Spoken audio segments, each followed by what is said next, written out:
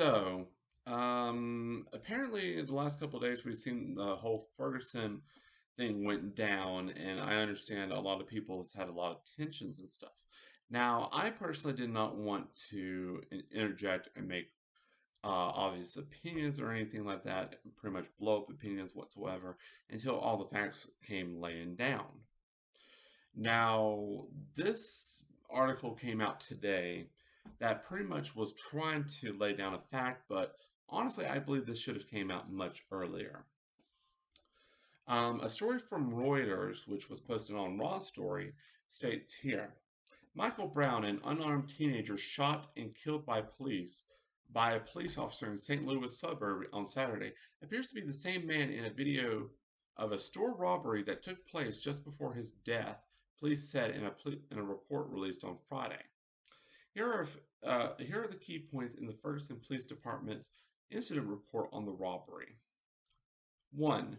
The police officer was called to a convenience store at 11:51 a.m. on Saturday in response to reports of a strong-armed or unarmed robbery. The police dispatcher described one of the suspects as a black male in a white t-shirt walking north away from the store. The officer canvassed the area but didn't see the suspects and returned to the store. The officer interviewed the store clerk and a customer. Both said the suspect pushed the clerk on his way out the door after stealing a box of Swisher's sweet cigars worth $48.99. Pretty much that was point number 2. Number 3. They said the suspect wore khaki shorts, yellow socks, and a red St. Louis Cardinals baseball cap. They said another black male was with the suspect but gave no further description. Number 4, the officer gave a description of the suspects and the incident over his police radio and drove northbound on the street where the suspect has reportedly fled. Number 5, in the supplemental report, the officer said a female witness shopping in the store had observed a man grabbing a box of cigars and giving them to a second man. As the clerk tried to stop them, the first man grabbed the clerk and pushed him into a display rack. Both men then left the store. Number 6, a review of the surveillance footage from inside the store matched what the witnesses said.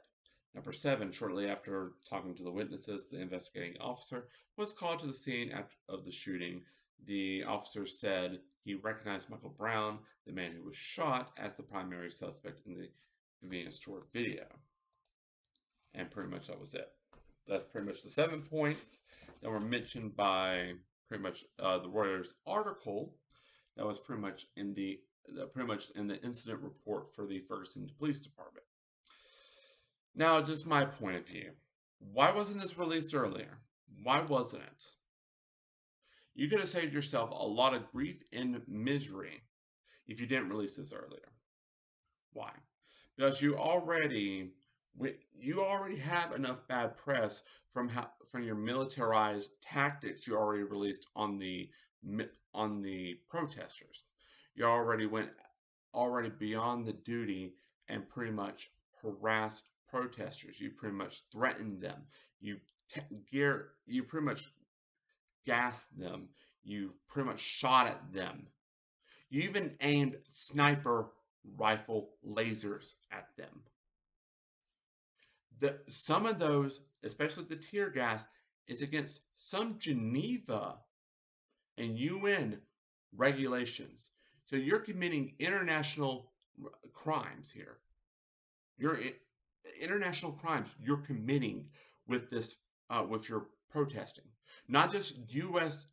Constitutional violations, but against UN and Geneva pretty much regulations as well.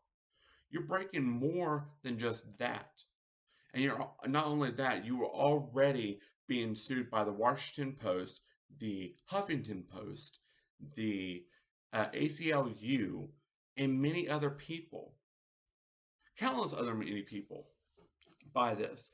And you know what I find so strange is because you release this thing, you want to be more clarified about this. I understand you want to. But how about you release this earlier instead of just releasing now after the media has gotten on your ass so badly? And what other point I don't understand as well about that is why does this article have any fucking matter to the incident at all? Because he robbed a convenience store does not mean he deserves to be gunned down in the fucking streets like he was not a fucking human. He deserves he deserves a fair trial just as much as any other fucking person. Any other person in this whole world, he deserves it just as much as you do, the police officer and the police department. I just don't understand. I really don't. And the reason why he ran away is because he was trying to save his life. I understand there might have been other ways. Stun gun, mace, chasing after him, unless your fat ass was that much pigged up on fucking donuts. But I mean, honestly, there was other ways of handling the fucking matter than shooting him dead in the streets. There was many other ways of handling the situation. But no, you had to go with the most extreme measure and just shoot him dead. And not only that, you leave his body out in the street to bleed out and then traumatize a lot of people around and then get them enraged to protest. And then you try to limit their First Amendment rights on numerous occasions and terrorize them as well. So and not only that, the night when you guys shot the tear gas canisters, the Wednesday night, at the police officers and stuff, not at police officers, the protesters. The police chief was too busy making his rounds on Fox News, being pampered and cuddled with, and pretty much being like, "Oh, you're all right. It's okay. It's okay. Yeah, I know you're just trying to do your job." No, you're fucking not. If you were actually doing your fucking job, you'd be on the streets trying to handle the fucking matter and trying to calm your fucking police department than sitting on Fox News bitching and complaining about how, oh, these people are just looting and rioting and don't know how to control themselves. The police chief, I suggest to fucking resign. All the little minions inside of the fucking police department, because all of you are nothing but a bunch of fucking monsters.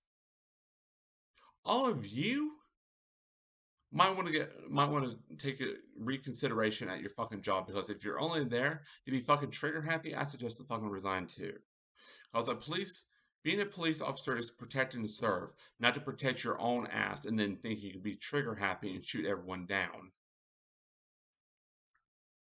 And the local government, how about you be a little bit more diverse and try to have more people in your government? At least think of other people outside of your fucking ethnic group.